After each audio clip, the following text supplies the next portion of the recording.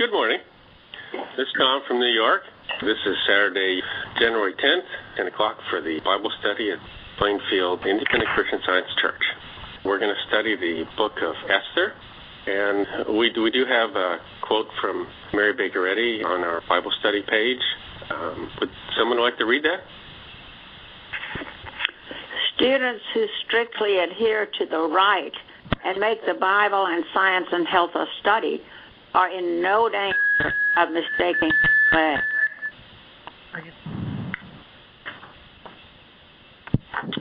Well, thank you. Thanks. The book of Esther is, I know you might be kind of bored with it because we have it in our lesson so often every single month. Oh, wait a minute. I can't remember the last time it was in our lesson. So I wonder what that means, I don't remember that we ever had it in a lesson. No, we haven't. And that's, I have tried, but it's a very long story to do, but this is a great way to do it. So go ahead. Well, we could maybe take one of the prayers to guide out of the book and read. Oh, wait a minute. I think we can. Okay. Oh, gosh. What do we do with this book? So, I don't think we want to rip the pages out of the Bible. I mean, it must be there for a reason. So, I did some reading on it. And, I noticed that there is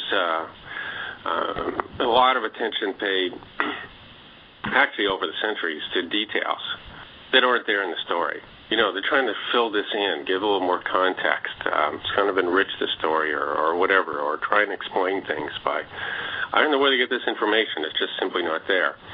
And my feeling was when you start reading that is you go down a never-ending path and you never really get what's the lessons in the story. And then the other is, people look to the story of Esther as, that's where the celebration of Purim comes from, and then they focus on the celebration. And, with the focus on the celebration, I'm not sure necessarily that you then dig into what the story is trying to tell us.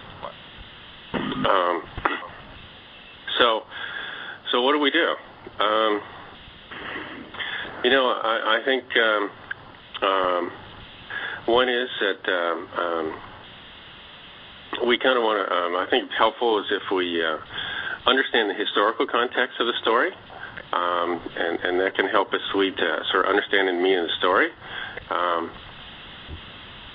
and we can know the story.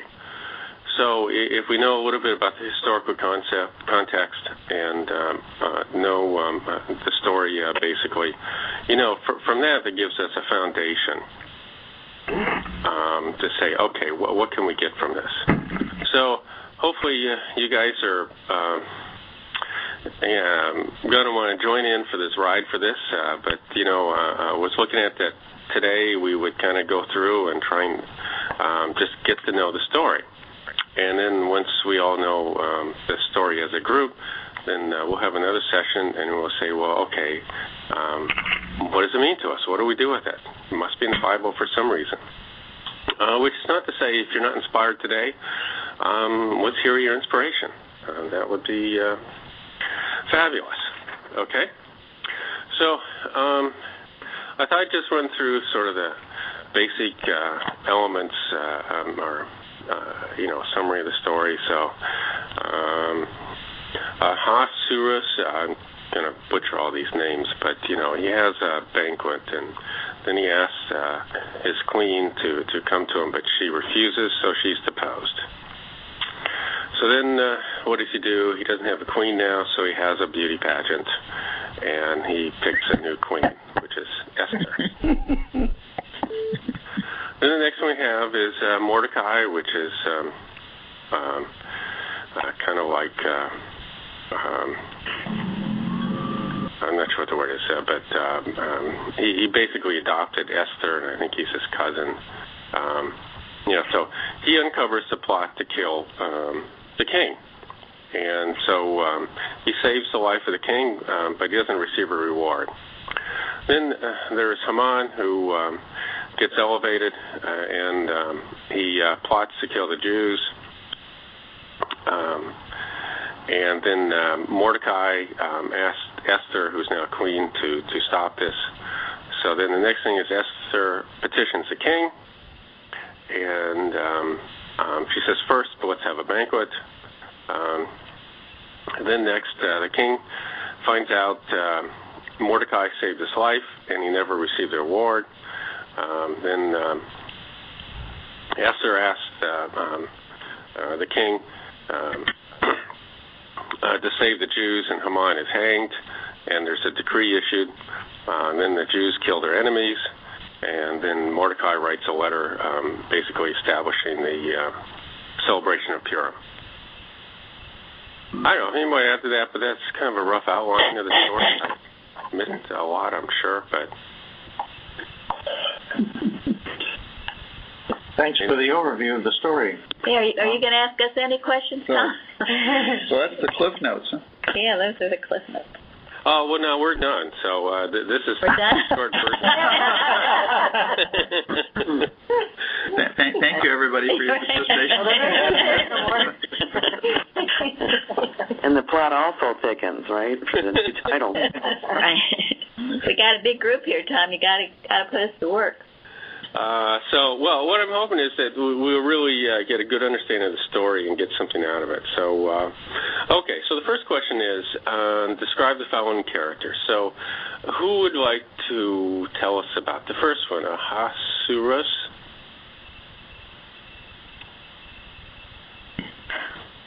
Wasn't he also called Xerxes, spelled Xerves?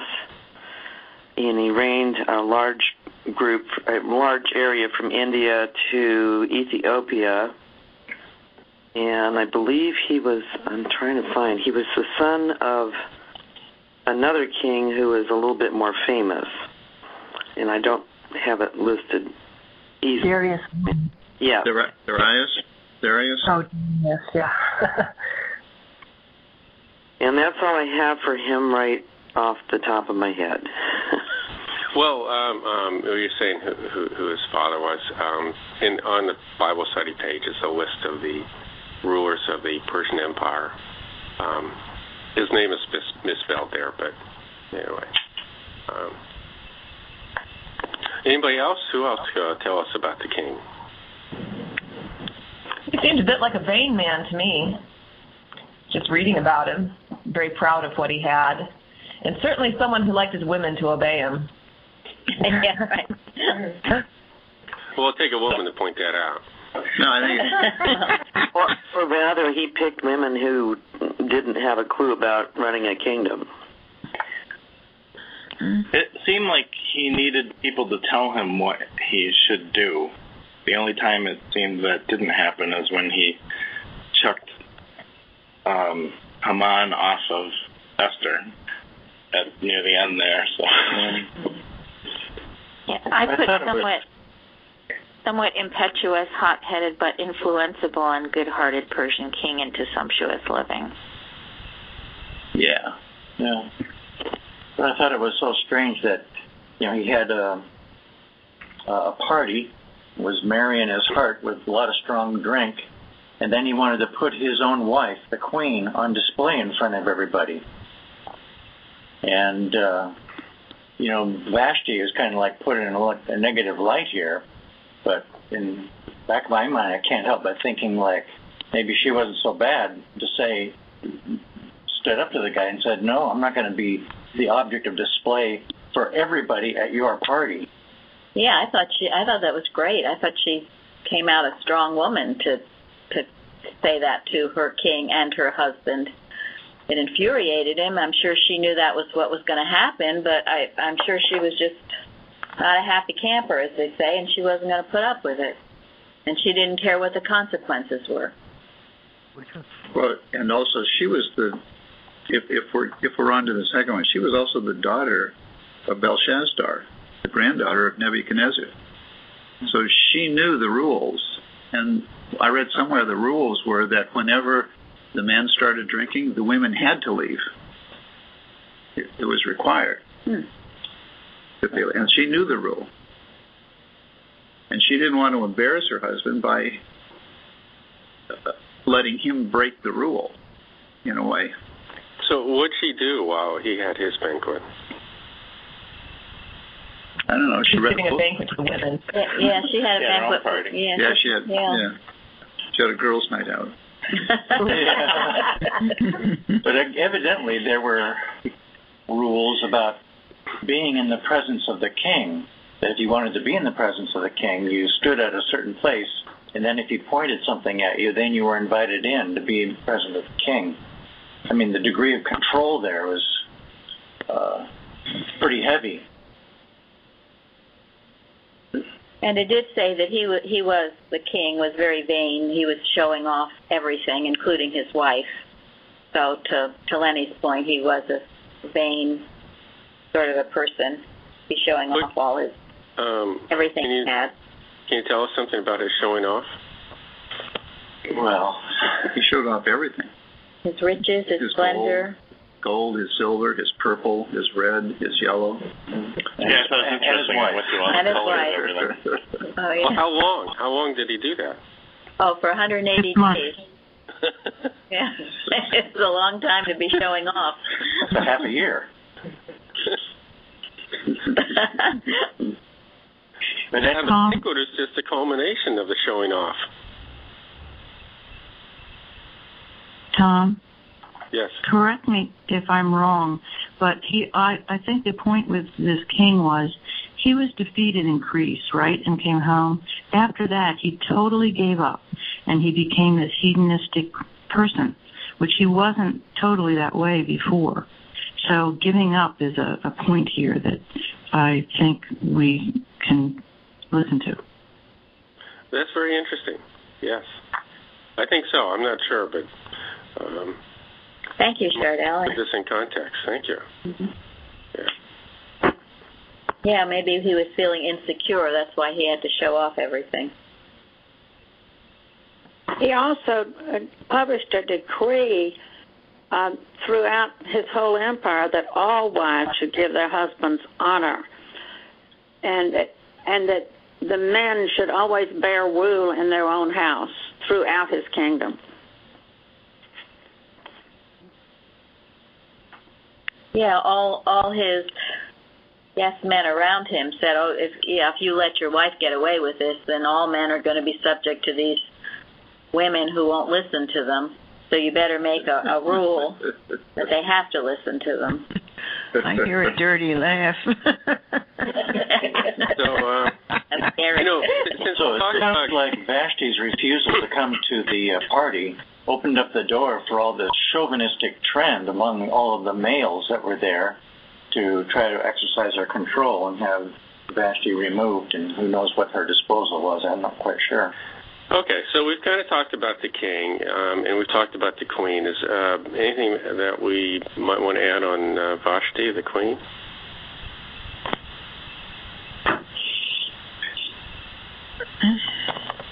Okay, so who would like to tell us about Mordecai?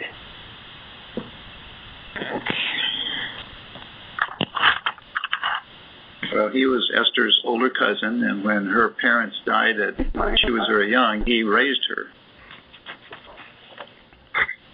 And he was a Jew who'd been carried into exile out of Jerusalem by Nebuchadnezzar, king of Babylon at that time. And he obviously had some sense of a moral sense, because he stood at the king's gate, learned of the plot, but he didn't go shouting it off to the rooftops or anything. He was listening and looking for the wise way. So he told Esther, moved with wisdom, but he didn't sit there and just swallow it either. Did you get the impression that when the king called for all these virgins to be brought to him, that Mordecai brought her there for that purpose? It seems to imply that, but when you read it, it looks like they just saw her and thought she was beautiful and selected her. Yeah, it's not clear whether Mordecai was offered to bring her or whether the king's group that was seeking out the women asked her to come, and Mordecai agreed. Yeah, this is almost like the Cinderella story or something. Going around looking for the most beautiful woman to bring back to the king.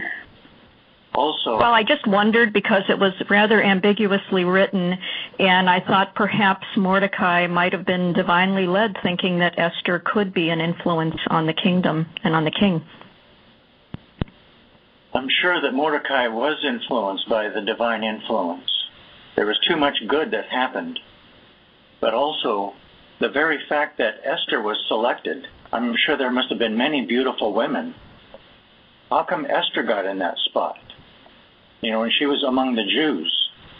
I'm confident there was a divine influence in all of this. It was more than just her beauty that got her selected. There was something else there, a sense of virtue. And there was, there was humility. It did say that the women were given whatever sort of favors they wanted, and she only accepted what was offered by the attendant who was the eunuch who was overseeing everything, and that really brought her into favor with everyone. I think there was a lot of humility there. She did not have a need for a lot of stuff. So what more do we have to say about Mordecai? Well, he was a gatekeeper at the palace. And he was obviously a very good man. We thought maybe he had some moral integrity for not bowing down to Haman. He refused to bow to him. He was devoted to his people. He was a patriot. That's good. Yeah, but he also told Esther not to tell anyone she was Jewish. Oh, yeah. But he was noted for not following what the king's ruled necessarily. So whose rules did he follow? God's. Jewish rule. Jewish rules. Jewish rules or he thought of as God's laws. It's kind of interesting because, you know, if it's Jewish rules, it sounds like he's being obedient to human laws. No, I didn't mean would that characterize Mordecai? I think there was something better there than even the best of human laws that moved Mordecai. Yeah. I just get this sense that the few things that he said were carefully chosen, always at the right time, in circumstances. But he didn't have any of the human ambition like Haman, Bigthan, and Teresh did. Did you bring up an interesting though? It also showed a certain kind of high-minded man that he took on Esther as a daughter when her parents died. Yes. Were you going to say something, Lenny? Well, I was just going to say that, you know, we were asking whose rules he followed, and I had read too that the book has been. Some have said that the book has been criticized, the Book of Esther, because the name of God doesn't appear even once in the book. So, you know, we assume he's following God's rules. It would be implied by the outcome, but in most of the books of the Bible where it talks about, you know, so-and-so walked with God or followed in the way or this and that, it doesn't really go into that here. Which was Yeah, it is interesting. That was mentioned in many of the commentaries. There's no mention of prayer, no mention of God, and I guess it said, too, that because they were in captivity, maybe when it was written, they didn't want to refer to God or prayer, to their God or to prayer. But, yes, it's certainly obvious that God was present and that Mordecai was a very deep and devout man and devout to God, and as was Esther. Well, who wants to tell us about the next person, Hadassah? Who volunteers for that? Who is Hadassah? Esther. Yeah, that's Esther's. Okay, well, one person. So tell us about Hadassah or Esther. Who volunteers for that?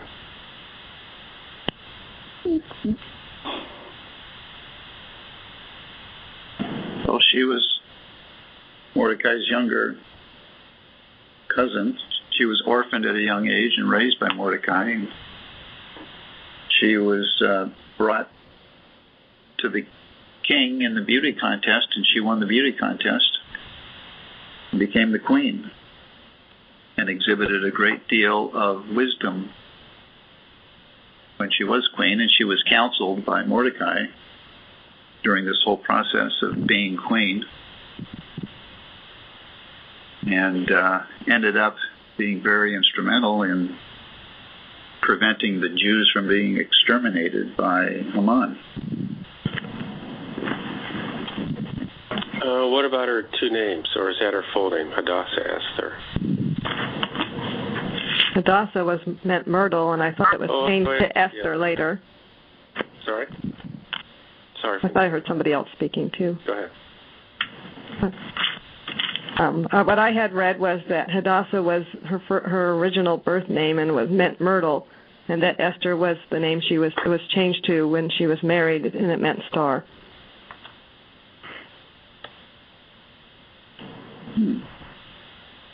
Thank you. Thank you. So I think Hadassah was what kind of name? Jewish, Hebrew, maiden name. Yeah. So Esther is a Persian name. Oh. Yeah. And it means star. Yes. After all we've been through in the Christmas time about star, the morning star and whatever, how appropriate that Esther means star, because she obviously exhibited that divine light. Yes, star-like quality. I thought when I was reading about her, what stood out was the qualities of wisdom she exhibited were clear judgment, self-control, humility, and self-sacrifice. Absolutely. Yeah, thank you. I can't help but think about those banquets that she held towards the end of the story when the whole thing was resolving. She didn't push the issue. She let it develop. She didn't act unless wisdom moved her.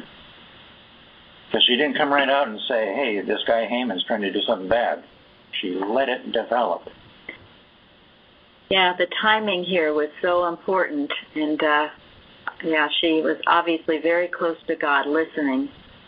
As we were reading in the article on obedience, whether you make your moves too fast or too slow, they have to be made with God. And she did. She was in that rhythm of the universe, so to speak. She was hearing God's voice and not moving too fast or too slow, but very much in a state of poise and a state of listening, which is a good lesson.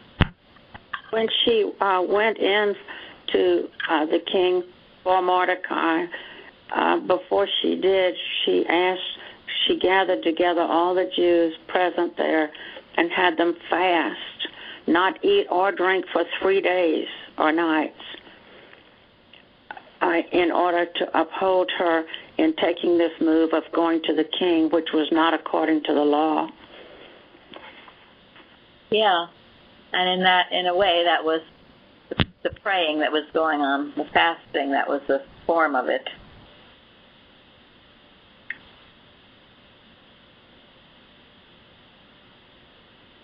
I like the fact that she said, well, if I perish, I perish, which I think she put everything just in God's hands and was going to do whatever it took.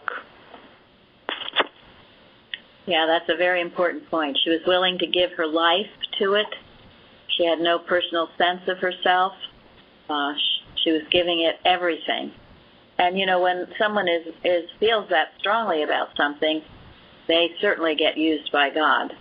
It's only when you're fearing for your life and acting out of selfish motives that you make mistakes and end up screwing things up, so to speak. So yeah, she made the ultimate sacrifice of her own life, if need be.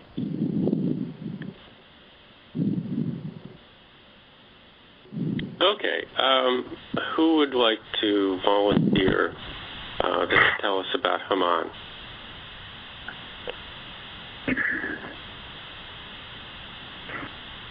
He was evil. I think that says it all. I think he's a good lesson in pride and the downfall of it. And I could relate to some of his reaction. You know, people didn't give you the needed respect that you thought, and so I thought, well, something to think about. Well, he was kind of the opposite of Esther, right? He had no humility.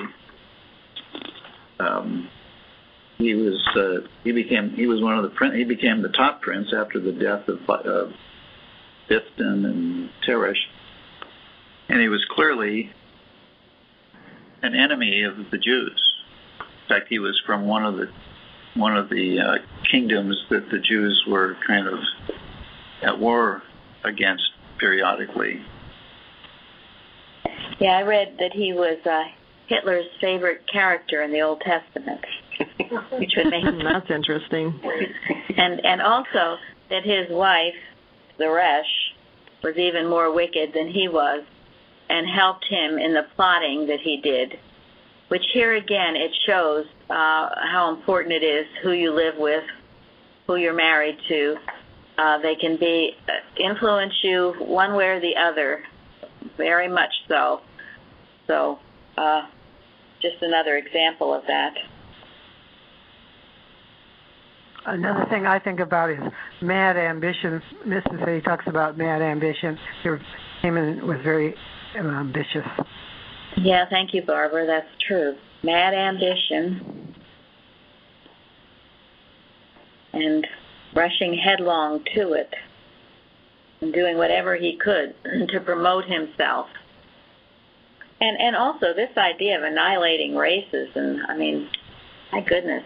I have to mention that, Parthens has not been on the forum lately, but he's been very deeply involved in studying radical Islam. I think he might even be writing a book. Anyway, he said that just offhandedly that this story of Esther is so applicable to what he was doing. So I just thought it was interesting. I told him we would be studying it today. So that's just a side note. Well, I just think it's such an interesting point that you just made. Here were two wives that were both a tremendous influence on their husbands, one for good and one for evil. Right. Yes. Yes, very much so. Ahab too, with Jezebel. A wicked wife is a very, very bad thing. The husband has to be manipulated, of course, but when you're living with someone who is thinking wickedly, and it can be a husband too, but if you don't defend yourself, it will take you over. And didn't Solomon have wives, and he went toward their idolic religion in the end? Yeah, it was his strange wives that was his downfall. Yes, and it's interesting in the Bible. It says that it was his strange wives. It wasn't his money. It was his wives that were his downfall. And Jeremy said something interesting about that. That it was always what? I don't remember what it is. He said it was always wives. Oh yes, I have certainly had similar issues. I didn't know you had 1,000 wives, Jeremy. I let out a little secret there. Only 2, but that was plenty. Yeah. And the party to show off all my riches will only last about 5 minutes. Comparatively so. Comparatively so. Okay. All right. Well, back to topic. Okay. So who's Bigthan and Teresh? Who are those two? How about Suzanne? Well, I wrote they were eunuchs with jealousy and revenge on their mind. Maybe they were tired of guarding the door to the king and saw too much good stuff going by. Yeah. I'd be irritated at being made a eunuch. Yeah, that might get someone upset. Yeah. One thing I'd like to say about the culture of eunuchs, these are, I think in 1961 it ended in India, and in other places it's still a little bit much there. These people are always there to supposedly protect the king or to protect the women. So they're very influential, and they can also be very manipulative, like bad wives. Thank you. Yeah, Zari is in Germany, but her background is Indian, so she knows a lot about the Indian culture. So they were the ones who plotted to kill the king, and Mordecai discovered the plot and saved the king, and so these two guys were hanged. And I guess the king had forgotten or didn't know about it till he was reminded by it in a dream at a very crucial time.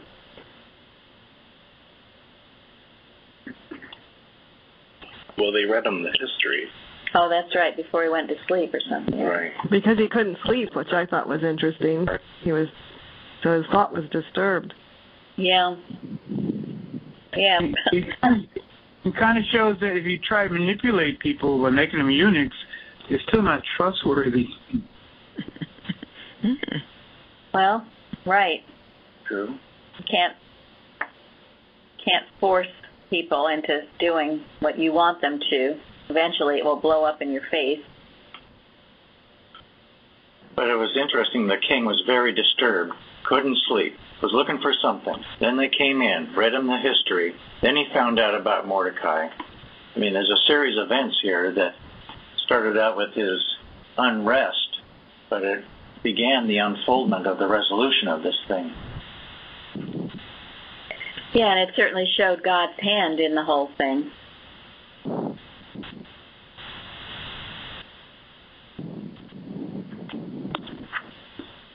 Anything else, Tom?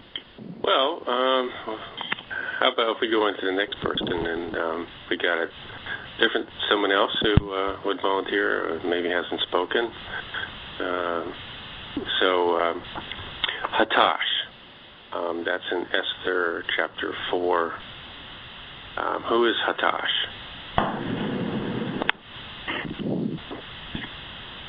He was one of the king's eunuchs, but he appeared to be loyal to Esther. She was able to trust him. She was just seeing a quality in him to be able to deliver those messages. Yeah. Yeah. Well, he was the chamberlain who was actually assigned to Esther to protect her. And remember, Mordecai was at the king's door, whereas Esther was in the palace. So he was the messenger who communicated between the two of them. He was the one that was asked to find Mordecai and ask him to corral all the Jews in Susa and fast for 3 days that Esther wanted them to do. Yes. What seems particularly interesting about him? To me, it was his loyalty. I mean, he didn't rat on anybody to the king while he was giving these messages. Yeah, he didn't have any personal ambition. He seemed very trustworthy. Yeah, trustworthy. Good. He could have exposed the plot. He must have been very loyal to Esther. I wonder sometimes if he's an overlooked person in this story. Well, that's seems pretty true. critical. Yes, he was very critical.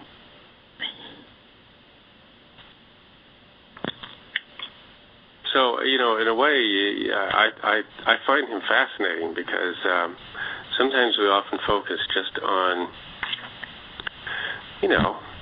on the main players. The main characters, Esther, and Mordecai. And there are lots of people who are good people who get involved.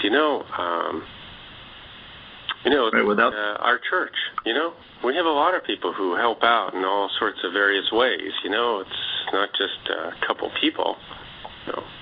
And sometimes we don't know we're not aware of all the other work that other people are doing for the church. But it's important, and we're grateful for that. Very, very. Excellent point, Tom. Thank you, Tom. No, it's and very. Some people that don't announce themselves, too. Right. Natasha faithfully carried the messages that were necessary. And if he hadn't, this story would have had a different ending. So it's living stones we, each in our place. May we be worthy such a grace. But yeah, it takes everyone working together in unity, and that is definitely for sure. Right. There are a lot of people. I think we'll talk about it at our membership meeting coming up in a couple of weeks. Yeah, then we have people, take care of the grounds, usher, vacations, on and on, things I don't even know. Right. And they keep moving. Yes. Yeah. Does anybody know who actually puts all of our publications in the mail, takes them to the post office? Benjamin? No. Lillian? Lillian. Lillian? Yay, Lillian. And Lillian is always getting attacked that she lives enough, or that she doesn't have a job, and that she doesn't do this. Lillian is the one quietly. She washes the mats before us when you come into church. She cleans the church. She looks out for everything, quietly doing it, never looking for any applause. And she gets attacked saying that she's not doing anything when she's doing a tremendous amount. And Sharon, every week, she's here with her computer doing something that I don't want to do. But anyway, everyone is a key player. There's really no one greater than anyone else, because it's the unity that keeps us going, and all these deeds done in secret. I thought it was interesting that Lillian's name came up when we were talking about Hatash, because another thing Lillian does is constantly reminding what needs to be done, what's coming up. It's a reminder of many details, like recently to take the garbage out. I'm not so sure the garbage would have taken out if I hadn't gotten a reminder from Lillian, among many other things too. So, and she just showed me that the Q&A was a little out of date, so that's good. Thank you, Tom, for bringing that up. Yeah, and then we have proofers who do this very quietly too, proofing our lessons and our magazine, and all of you are involved. Not all of you, but all of you are, pretty much all of you are involved in one way or the other, helping us out, and we're very grateful. Yeah, so we have Lenny who does all the scheduling. That's no small task. Absolutely. I think it's fascinating. Go ahead, Lenny. Oh, no, I was just saying that's just a fun job. Well, when I was having to do it was a lot trying to figure it out. It's always there. And now Lenny just does it quietly. I know it'll be taken care of, and I'm, very, very grateful. It keeps everything running smoothly, and everyone knows when they're going to do it. She reminds people. We have a great variety of people who are reading, and she's getting to know these people, and there's a camaraderie amongst us that's wonderful. And it's true about the Bible studies too. Those of you who volunteer, and then you end up talking to different people, getting to know people. It's great, because this is what our church is. It's love of God, and love of the brethren and each other. And I'm grateful, and we all are. Everyone, we're very grateful. And I thought it was very telling when Lenny said it was a fun job. Obviously, she loves to do it, and therefore it's done right. Yes. Simple as that. Yep. It's not a dead ceremony. She loves to do it. And all the readers now Wednesdays, too. That's wonderful. And then, of course, all that Jeremy does. Carol is always back there doing many things for the magazine, for the watches. Which reminds me, Tony has been, for the most part, doing these Thursday watches with the nation and the world. And if anyone has any ideas or things they'd like to send, please send them to Tony. His email address is on our website. And he would be happy to get ideas or suggestions, watches, in the way of watches. As would we for the other 2 watches. So. Yeah, we should all feel, I do, humble and grateful for someone like Hatash, and our church is full of Hatashas. Thank you. Yep. We did mention Zeresh. I'm not sure if there's anything else to say, but would someone like to add anything to what we said before about Zeresh? I thought I had read that she predicted her husband's downfall. Does that sound correct? When she found out he was going against Mordecai? I read that too. Mm-hmm. Which I thought was kind of funny because it seemed like she just turned on him really quickly. Yeah. Yeah, and she was originally, she told him to build high gallows and hang Mordecai high up on it. Yeah, she schemed and plotted with her husband, but then when she saw things weren't working out for him, she turned on him. So she was a real black widow, so to speak. Yeah, they were kind of made for each other. There's part of the story where it came to light that to the king that Mordecai had saved his life, that he ordered Haman to put the clothes on Mordecai, put him on a horse, and parade him around the kingdom and give him the honor that he was due.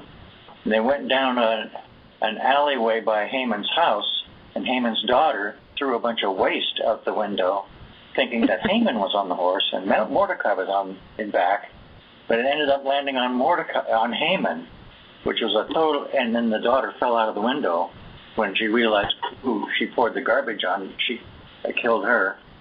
But it all shows the destruction of evil, self-destruction of evil. I had read something interesting about Haman too, that he was a descendant of Agag, king of the Amalekites, whom King Saul had kept alive in disobedience to God. So, anyway, he was a descendant of someone who Saul was supposed to kill and didn't. So, it shows the importance of killing era, or it will bloom elsewhere at another time. And I'm not speaking about people, but about era, which is not person, place, or thing, but it is something that needs to be destroyed.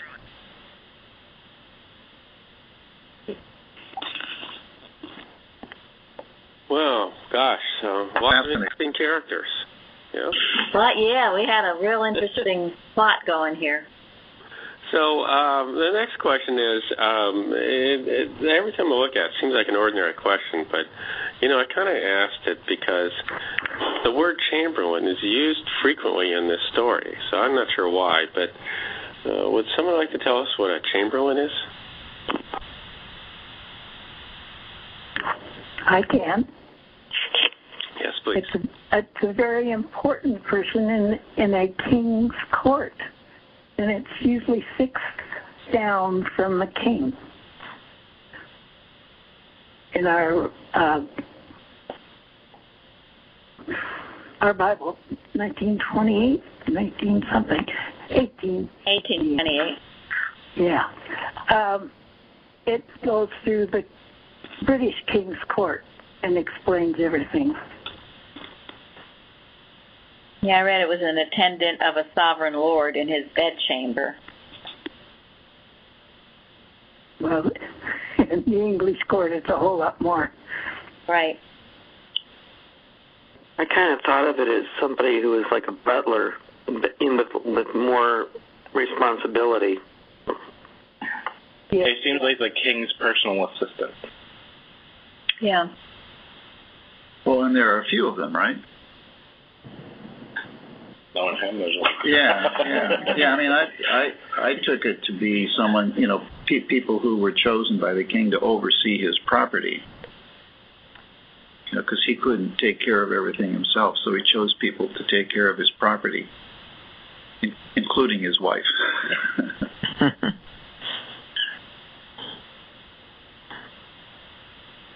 Well, they have several.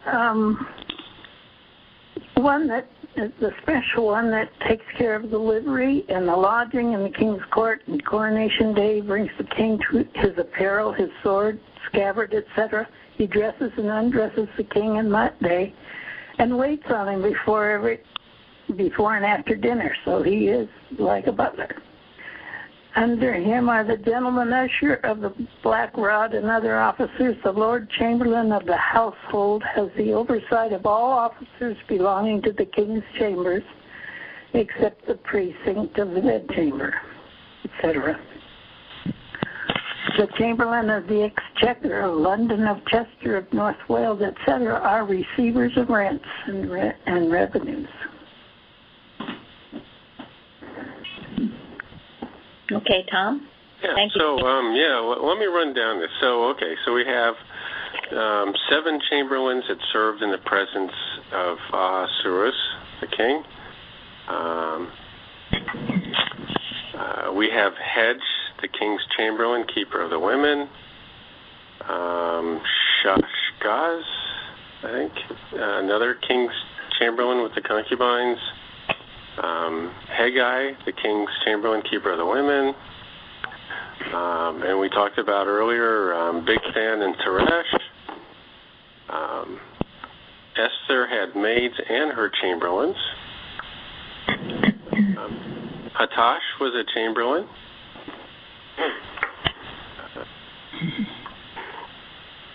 So I say Bigthana and Teresh were chamberlains.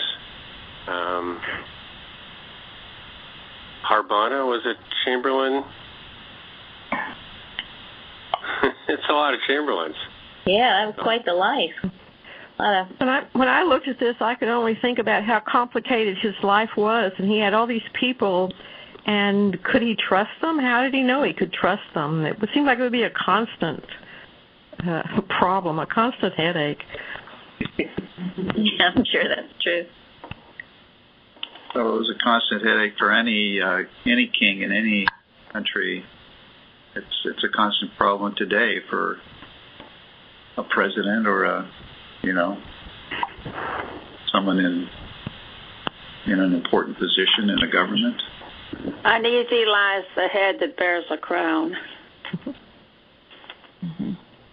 I'm sorry, I think in many stories they all wanted the favor of the king, and they conspired against each other, like making up stories to let the other be in a bad light, or get rid of some co-chamberlain.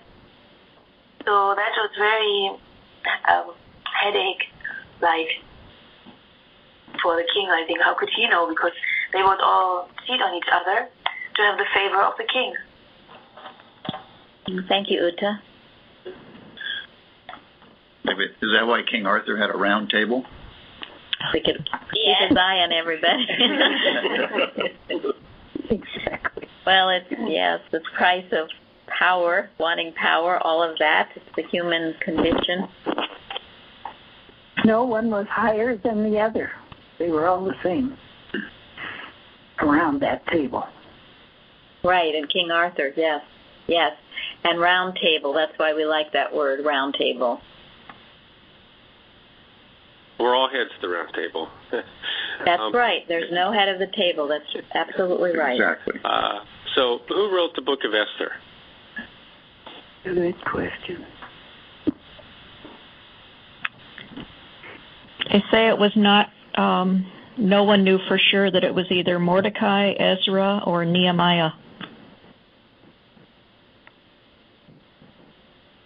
Yeah, I read that the same thing, kind of that no one knew for sure, but it had to be someone who was very well versed in Persian customs and history just because of the authenticity of the descriptions.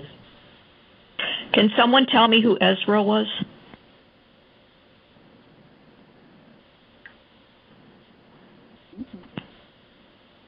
He was the guy that found the books of the law whenever they were restoring the temple after Nehemiah or under Nehemiah. Okay. That would probably be for another Bible study, maybe. Thank you, Connie.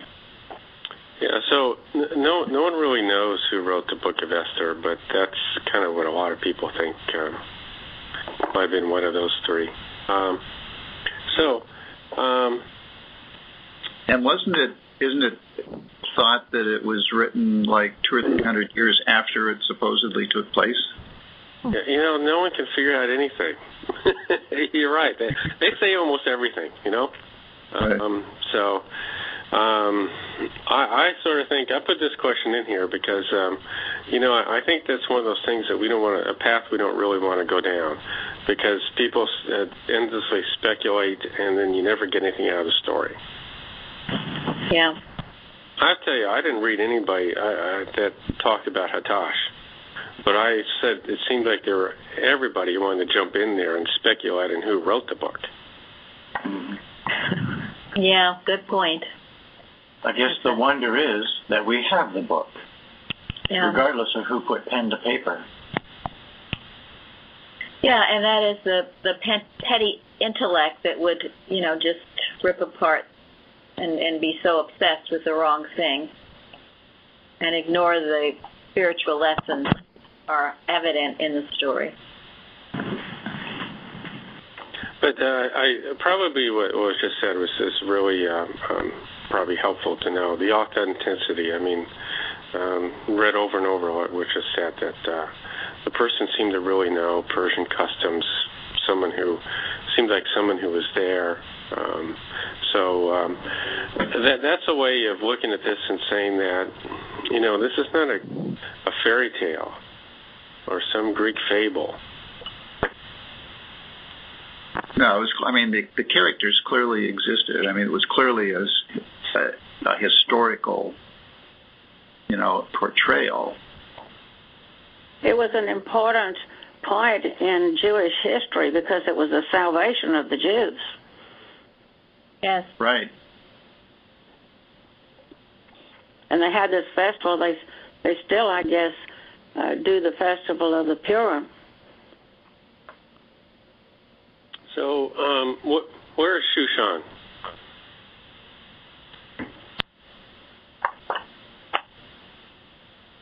It's in Iran. The east of the Tigris River, 150 miles north of the head of the Persian Gulf, was once a magnificent city, and now it is an immense mass of ruins. Daniel saw his visions here. Nehemiah began his public life here. There's a huge, great hall that's talked about in the chapter of Esther with 36 columns. It was founded by King Darius, and it was the winter residence of the kings of Persia. Who knew? I never knew. Yeah. Wasn't it originally also the capital of Elam? Yes. And it dates back to 2400 BC.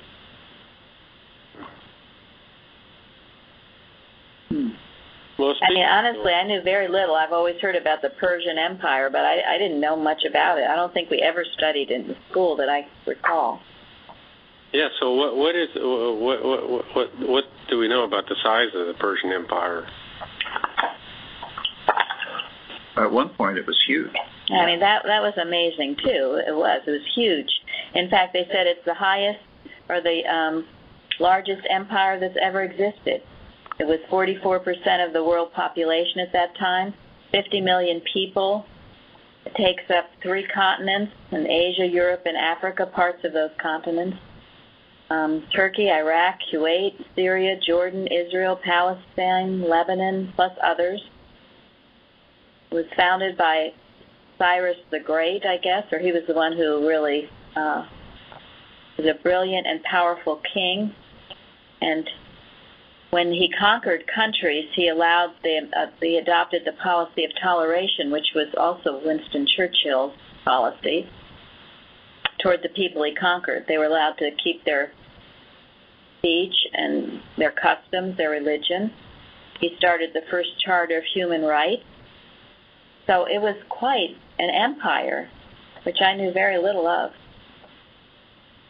Mm-hmm. It also The postal system was started, the large army, civil services. He emancipated the slaves. He did let some of, or one of them did, I'm not sure which one, let the Jews go if they wanted to. Some of them didn't want to. And it wasn't until way later, the invasion of Alexander the Great, that eventually caused its collapse after it had become weakened.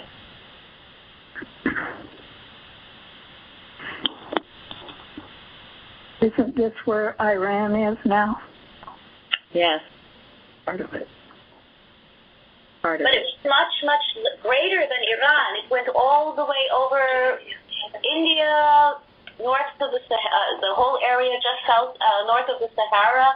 It was immense. Mauritania, and the culture of the Persians was, you can see it even with the Farsis today, and they were really advanced, and they would take the best of everyone from each culture to make them a greater people, because they had this feeling of identity, that they were one of the Persian Empire.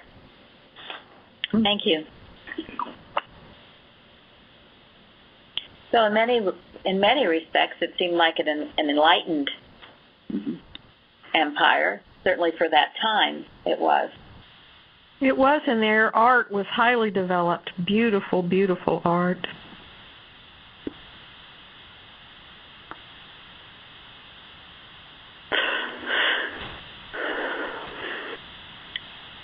Anyone else? You have some more things, Tom, on that? Well, we sort of come to the end of the hour, and what I was thinking is we'd have this in 2 sessions because, like I said, we generally, I'm sure some people have, but at least for myself, I don't dig into the story Esther. It just seems like an interesting story, but that's it. But, there must be something we can learn from this, and I thought, for us to kind of break through that wall, maybe first is we sort of understand who's in the story, what the story is about, and sort of feel comfortable with the whole thing. And then we can dig in there and see what we can learn. If there is something to learn. I don't know. Well, there always is something to learn. Well, that's a challenge to everybody to think through something and what inspires them. How they get, what's illuminating about the story, and so when we catch up again on this. We'll have more questions for next week. Yes. Oh, good. Okay, great. Well, next week we're not going to do Esther next week, so. We're not. Oh. Yeah, no. We have a volunteer for questions for next week, so. Why don't we do Esther the week after, because that's still open, right? Yeah, we could do it then. Yeah, well, it's still fresh. Right. Okay. So let me just run through the story again. So the king has a banquet, asks for his queen. She won't come, so she's deposed. King has a beauty pageant. Esther's selected to be queen. Mordecai uncovers a plot to kill the king, saves his life. Haman plots to kill the Jews. Mordecai asks Esther for help. Esther petitions the king and says, I'll ask you at a banquet. And then the king, finds out that Mordecai saved his life, never received a reward. And then Esther asks the king to save the Jews, and Haman is hanged. Decree is issued. The Jews kill their enemies, and then Mordecai writes a letter, establishes the Purim. So that's as quickly as I could say it. Well, that was very good, and that's a good reminder of what it was all about. And thank you. Very interesting, and thank you all. Good participation. Tomorrow at the round table, I think we will talk a little bit about the lesson, maybe the sons of Zebedee, and since we didn't today, as well as getting on with obedience. So, and at 11:30, we will be listening to the first edition for those of you who can join in. So I would like to add one more thing. So sure. I think when we meet again and talk about Esther, we should also feel sort of comfortable with who the characters are in the story and the story outline I just did. And then that gives that we're really grounded and we have a good foundation in the story. Yeah, it does. It's interesting characters, and I'm sure a lot to learn and a lot to apply to our lives now. Otherwise, it's not important. But we can think about it. So thank you very, very much, Tom. Thank you. Yeah. Thank you. Thank you, Tom. Thank you. Thank you all. Thank you. Thank you. Thank you.